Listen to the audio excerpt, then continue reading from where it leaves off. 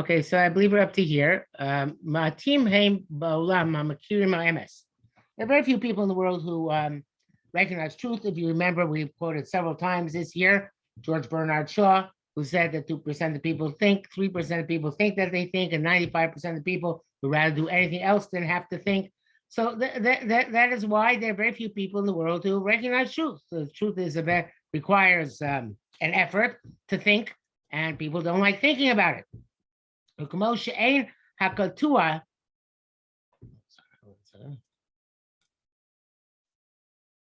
וכמו שאין הקטוע שתי רגליו, just like a person who's missing his two legs. Just like a person missing two legs cannot go up a ladder. כך לא יעלה מדרגת החוכמה, so too they won't go up into on the levels of wisdom. Somebody who does not have understanding. In other words, you have to understand, you have to look at things and understand them in order to be able to perceive truth. Yeshu Chacham, and the people are very smart. But they are drowning in the desires of this world. Minurav, from their youth, so that to the point that he'll direct all his wisdom to achieve his desire. And to do what his Yetzirah wants him to do. So, a person who's governed by his Yetzirah, he can be very, very smart. But he doesn't use his wisdom to figure out what his purpose is in this world. He uses his wisdom to figure out how he can get what he wants in this world. And a person like that is never going to be able to focus on what's true and what's right. They're going to focus on what I want and how I can get it. Makes sense. Because he's accustomed from his youth to do bad stuff, to the point that it's embedded in his soul. It's very hard for him to escape the trap of the sins. Okay, that's the lowest. Person who never uses their wisdom except to try and find what they want, not to try and find truth. Then there are people, they have enough wisdom to know. And they want to go in good pathways. But they weren't by wise people to be able to learn the right ways. So they're very smart, but you need training. Person's very smart and doesn't get the skill and has basic intelligence and even some skills. You still need training in order to use all that properly. You can't expect it to happen on its own. Therefore, since you didn't go lishma mehem achachma drachma to hear from them wisdom and straight paths, so he goes in darkness. So it's like a person has a treasure inside his house. He's not aware of where the treasure. And he sells the house to another person. So, in other words, a person who can be very wise, and very smart, and very intuitive, and not realize how to use these skills and these talents, which they have, for the right reasons, for the right purposes, for the right goals. He's a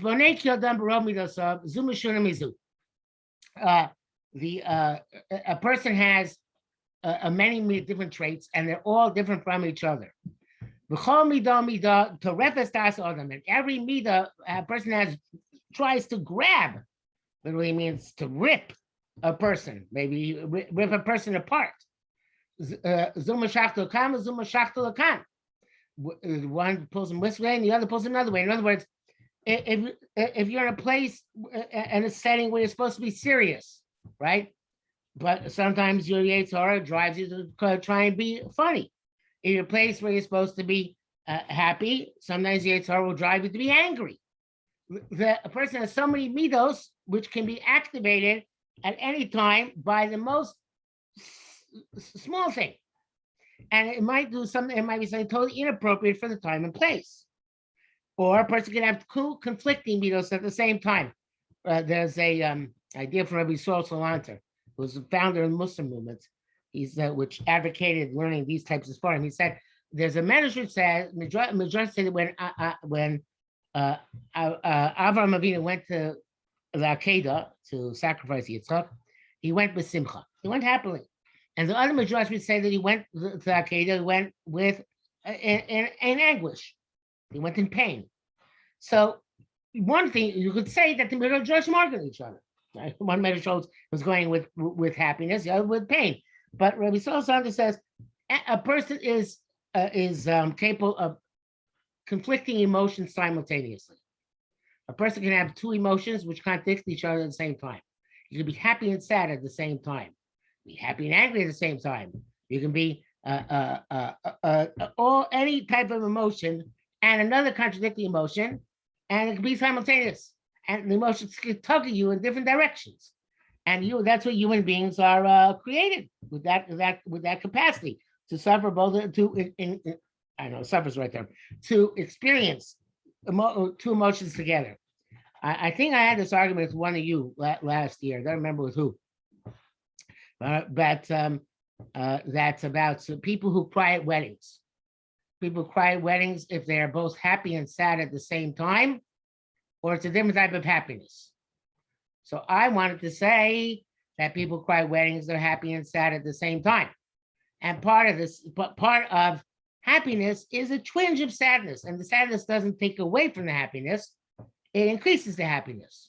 Because you understand something very, very important and very significant is happening. There's a transition which is occurring, and the transition is significant. In fact, it's significant is what it causes people to be both sad and happy at the same time. And the significance, the fact that you're sad and happy means the happiness is deeper and the sadness is also deeper in a certain sense. Anybody remember having this conversation? Okay, so maybe I'm making it up. So but the point is that a person can experience conflicting emotions at the same time, and the person is always being pulled by different emotions to different places all the time. In other words, I'm being pulled to be good, I'm being pulled to be bad, I'm being pulled to be up, I'm being pulled to be down. That's where a person is. V'yetzirah Messiah l'chom b'ida sheyivchar ha'pachos sheba, and the Yetzirah assists this process by having you choose the worst possible alternative. Right? Human beings are very talented in having their many alternatives, choosing the worst possible one, and that's because the Yetzirah drives them in that direction. It's like a person is going in the desert. Upokim bo dubim varayus in the Meir Muzevim, and he meets in the desert bears and lions and tigers and wolves and lots of destructive animals. Person like this has to open his eyes and fight with each and every one of these animals. If you hide your eyes for one moment, then he'll be destroyed by these wild animals. So to a person with his bad midos, going to taiva, such as desire, a gaiva, pride, hasina, hatred, bakas, anger, and all these midos, mizgalgalos, belibo, tumid. They're always rolling around in your heart. They're always there trying to lay hold of you. If you ignore them and don't fix them, you're going to uproot from your heart the light of the truth. You're going to be in a significant, this is what it says by Mitzrayim, by the Makas Choshech, a significant thick darkness. This says, Shivisi Hashem Negi told me, I have to see as if Hashem is always in front of me. In other words, always have to decide what midah to adopt, what midah to use at that time by having Hashem in front of me and thinking, what does Hashem want me to do at this time? And you have to. That's a way in which you are able to fight all the different midos which are inside you and try and overcome them. Hadam b'shashin, a lot person when he's born, a person when they're born is weaker in body and in wisdom than all the creatures. Most animals, when they're born or when they're hatched, they already have knowledge of where to find their food, how to function, what the dangers are in this world. And of course, they have capacity. Within a day or two, they're being born to go feed themselves or go do other things. And certainly, if not right away, within a few weeks or a few months. Only human beings are born completely stupid and useless, right? When we're born, we don't know anything. We have no natural instincts which will help preserve us. No way of knowing how to function in this world, and we don't have the power to preserve ourselves in this world. And it takes years and years and years to develop, if at all. Like he says, all the creatures in the day they're born, they can walk, and they eat, and help themselves. A person needs a lot of effort to be put into his body. In other words, by time to learn how to sit up, how to walk, how to talk, etc., it takes lots and lots of effort. And obviously, Akash Baruch designed human beings to be this way for a reason. But besides that, if that's the case, person certainly needs a lot of work on their neshama.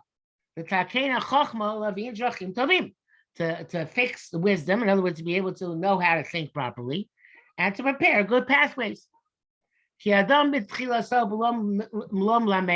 the beginning of his pathway, if he has nobody to teach him, well, actually, even he has somebody to teach him, but he has nobody has taught him yet. No, he's like an animal. Okay, so this is we're not talking about a newborn now. We're talking about a person's midos. A person can be born like an animal midos. But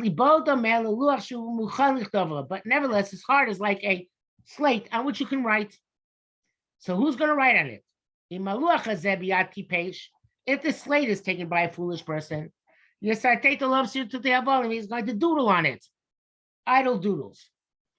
Until the slate gets ruined, and there won't be any use for it any further. But a wise person, wise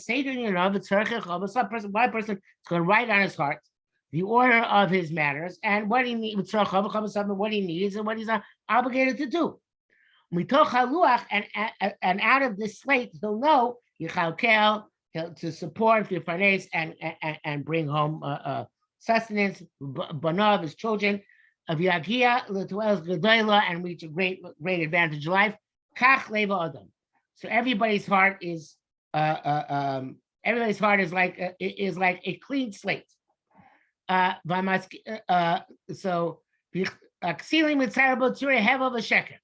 So first we talked about the tipesh, right? Tipesh, he just doodles on it, nothing meaningful. The chacham, he plans very carefully. He has plans. He makes sure to do the right thing. We're not finished. Haksilim, these are fools, but not stupid people. They're smart, but they're fools in the sense that they don't use their resources properly. It's able to have a shekel. They don't just doodle on it. They put in it, put on their heart images of which are frivolous and false. And they're going to write on it carvings which are full of emptiness and wickedness. The Amuli Bam Achshavos Hevavarikna fill our hearts with thoughts which are frivolous, which are not good, and which are empty. So we have a third category. We have the Tipesh, the fool, the stupid person, the Chacham, the wise person, the Ksio, who's a person who's deliberately going in the wrong direction. And now we have a Maskilim, the truly intelligent people. They're going to write on their slate a divine writing, which is the foundation of Torah and mitzvahs and the wisdom of midos. Until the point that their soul shines like the brilliance of the sky. And this is what Shlomo Melech meant when he said, take Torah and tie it on your fingers, and write it on the slate of your heart. Now, Orchos Tzaddikim was telling us that everybody was responsible to a large extent to what eventually gets written on they write on their own hearts. It says that the books in Shamayim, which the book of Tzaddikim, Rishoim, and Beinonim, you write them in your own hand because you write on the slate of your heart, and that causes whatever's written in Shamayim as your records to be recorded. You determine how you're going to live your life, and then you're judged on that basis. So it's important for a person to clarify, obviously, as early in life as possible, what's good and what's bad, what I should pursue, and what I shouldn't pursue. Odamar Shlomo, King Solomon also said, Gambe Malalav Yisnaker Nar. Also, in the way a person acts, a child acts, you can recognize him. Im Zach Min Yashapolo, if refined and straight is activity. This pasuk tells us how you can notice in already children that from their youth we can always already tell their midos, right? Everybody knows what their friends' midos are. The ones who have a hot temper, the ones who don't have a hot temper, the ones who are very loud, the ones who are very quiet, the ones who are very nice, the ones who are not so nice. All these midos, people are studious, people are not so studious. Everything is something which a person knows.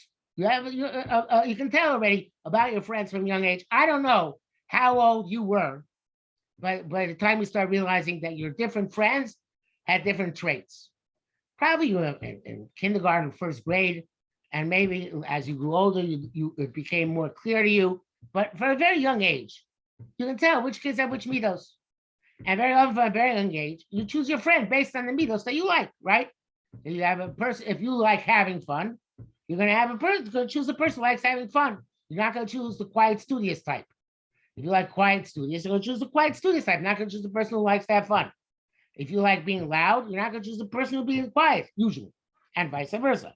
So everybody, you can usually tell a person's midos from a very young age, and you make a lot of determinations in life based on how you see another person's midos. As a matter of fact, there was a book put out a few years ago called Blink by a fellow named Malcolm Gladwell. In his book, he said that most people assess other people the moment they meet them in a blink of an eye. I can look at a person and think and assess, and I might be wrong, but I do it anyway. I look at a person, come to a classroom, see a class of girls, I look at this person, say, this person has this midos and that person has those midos. It's just a natural human tendency. And again, I say it's very often it's wrong. And a person's past has to try and recognize that they might not be right. But that is a person starts assessing another person from the moment they meet them. And in a blink of an eye, 90% of the assessment is already done. That's why first impressions are so important. Because everybody's first impression is the way other people assess them. So, but of course, after a while, for sure, you know what another person's like, right? Sometimes you see some kids near midas haboshes, they're very easily embarrassed, right? They get if you insult them, they cry right away, right? Other people, other people are more brazen. First of all, if you insult them, they don't cry right away. Second, they insult other people, right? Some of them have a big desire, right? There's some kids who really love snacking all the time, right? Other desires as well. Some people who really, they're very serious and very much involved in trying to uplift themselves from a very young age. Vida, and you should know, all the traits of person. Which you see them when they're adolescents and when they're old, when they're in their old age. Hema, you'll be mad that chakras, they already had them in the day in their when they were very young. Chakras, language of chakras, and where they're starting out. And a good educator will recognize these traits in a young student and try and develop them in the right way. It's not easy, but that would be the ideal. But at that time, when you're very young, you don't have the power and the opportunity to practice them so much. In other words, if a person is young, in first grade and has a bad temper, it's not as devastating as a person who's in a 12th grade and has a bad temper, right? You don't have the opportunity to have a negative impact. Same thing the other way. The person's very, very nice in first grade. They're not going to have the same impact they're going to have in 12th grade because the opportunity and the capacity is relatively limited. So all these things develop over time.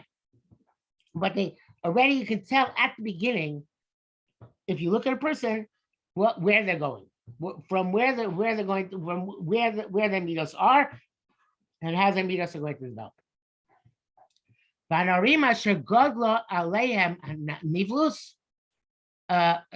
You have a child they developed in a bad way. It's not too late. It's possible to move them to a good path. It's easy for them still to accept. So it's much easier to catch something when you're younger, because at that point you haven't yet developed, and it's kind of like a sapling, which is still very soft and easy to bend, which hasn't grown into a big tough tree, which you can't bend without breaking. So something when they're young, you can work with them. You can try and have an impact upon them. You can try and change them from negative to positive. They themselves, if they're self-aware, can try and change themselves from negative to positive. Again, it's easy for them to accept still. They're still soft, not hard. Let's say, so they don't yet have the strength and the wisdom or the intelligence. Let's say that they can flee the person who gives them musar. In other words, they're stuck in a classroom, right? They're stuck with their parents, right? So therefore, even if the parents or the teacher gives them musar and they don't like it, they're stuck. They're captive audience. So it's still possible for the teacher and the parent, if they play their cards right, to have some sort of positive influence on them. Of course, it could work the other way as well. If you have a teacher or a parent who doesn't know how to deal with the kid, it can make the kid worse and worse and worse. But there's still possibility of dealing with it. Because they have to tolerate their situation. So that's when you're younger. You raising your hand? At the time of old age, I'm not talking about, it's not easy for them to change that which they were when they were younger. So again, it's much a person when they go older, they go hard in their ways. And it's much harder for a person to change. Of course, a person could change anytime. A person could do tshuva, a person could change their lives anytime. But it's much easier when a person's young. There's some imashi from that which a person can do when they're still young. They're like a silver tray which was buried in the ground. And it got very rusty. Because it was buried for a long time. That silver tray has got to get polished after polish, scrub after scrub, until it gets back to a beautiful look. So a person who's young hasn't yet been buried in the ground, hasn't gotten so rusty, so tarnished actually is the right term, hasn't gotten so tarnished, so therefore it's easy for him to change. Person gets older and older, the harder it is for that person to change their ways. So Adam, so to a person, person goes according to his path and his custom, and he gets embedded in bad traits. So he has to cleanse, scrub his mind. And distinguish between that which is impure and that which is pure. And get used to the work. Until the proper good traits will be embedded and tied to his heart. Now he goes into what the purpose of the book is. The Sefer Amidos. Orchos Tzaddikim was called by its author the Sefer Amidos, the book of Midos. It's written and signed with the ring of wisdom, to teach a person wisdom. There's a Sefer that every person should have this behind this book as a tool.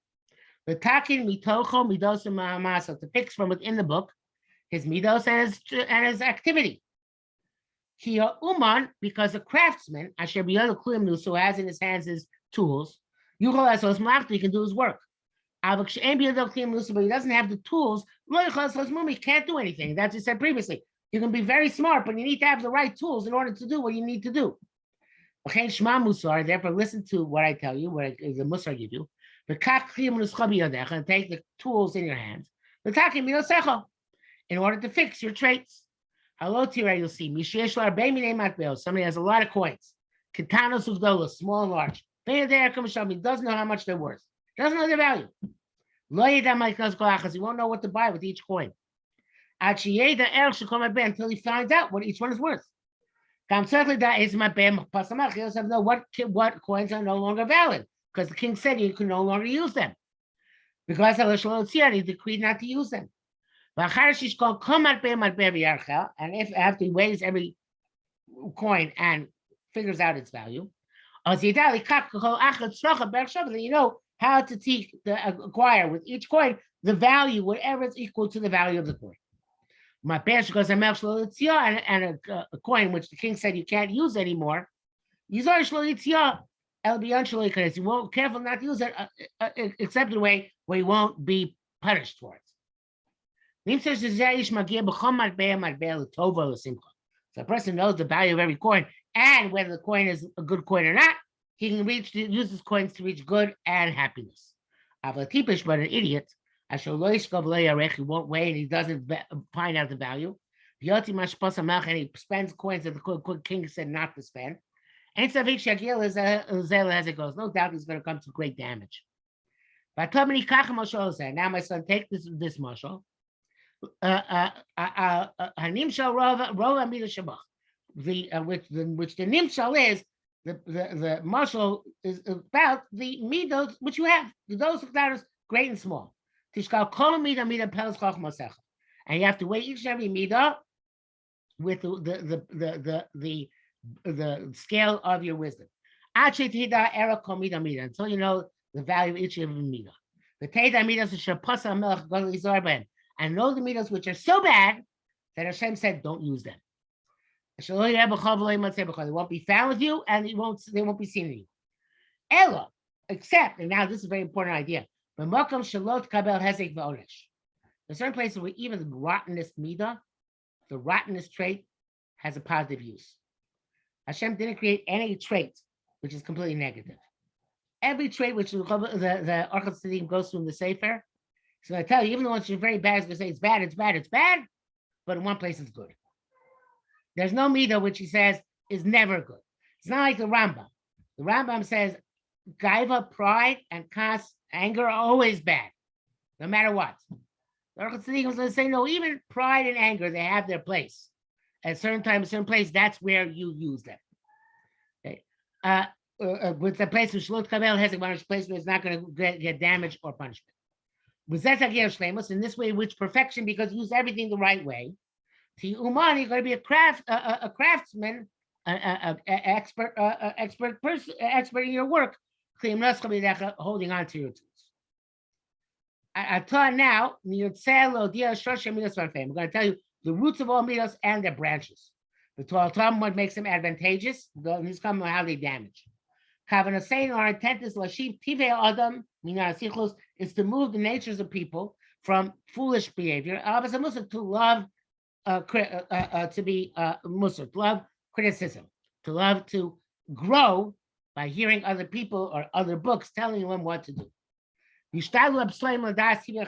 And people were previously fools to know how to become wise. May Hashem from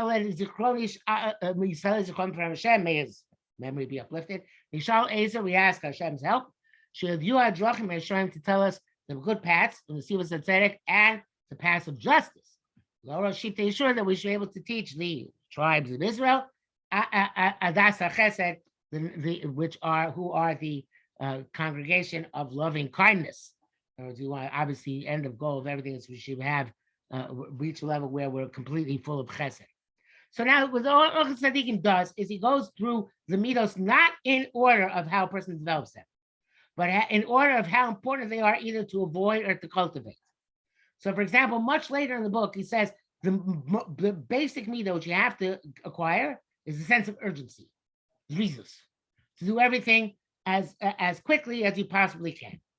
Says that's the first midah you have to acquire, but it's not the midah he starts with, because he starts with the most powerful, the worst midah of all midos, which is gaiva, pride, and then he goes from midah to midah in order of how important he thinks it is either to avoid or to acquire.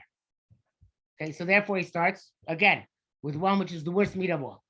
The most midah of all is pride, Sha'ar gaiva. Hashari Show, the Dabra Vamina Sagaiva. Mato, she's Diamond Hill Chosherim. And yeah, and now he wrote the book. So I'm not sure why he's writing it this way. We say, oh, how great it is that this happens to be the first shot. So he's kind of praising himself for putting it first. Because the person has to separate himself from it.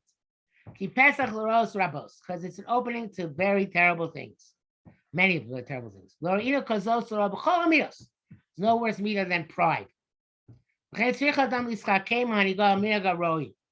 person has to be smart and try and direct his both pride to the proper place where it can be used in a good way, which is very limited. He's closest on to push it, push it away from places where it's not appropriate.